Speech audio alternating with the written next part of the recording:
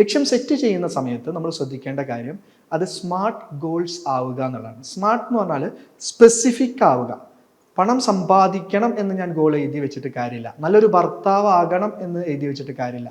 നല്ലൊരു രക്ഷിതാവ് ആകണം എന്ന് എഴുതി വെച്ചതുകൊണ്ട് കാര്യമില്ല. എന്താണ്, എത്രയാണ് സമ്പാദിക്കേണ്ടത്?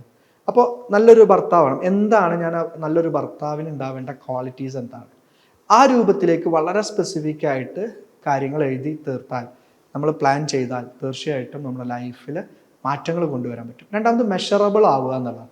നമുക്ക് മെഷർ ചെയ്യാൻ പറ്റണം. ഞാനത് 1 കോടിയിലേക്ക് എത്തിയോ, എത്ര എത്തി, 1 കോടിയുടെ എത്ര % ആണ് ഒരു മാസം ഞാൻ അച്ചീവ് ചെയ്തത്, ഇതിങ്ങനെ മെഷർ ചെയ്യാൻ പറ്റണം. അച്ചീവബിൾ ആവണം, റിയലിസ്റ്റിക് ആവണം, ടൈം ബൗണ്ട് ആയിട്ട് വേണം എഴുതാൻ. കൃത്യമായിട്ടുള്ള സമയം നിശ്ചയിച്ചിട്ട് വേണം ലക്ഷ്യങ്ങൾ എഴുതാൻ.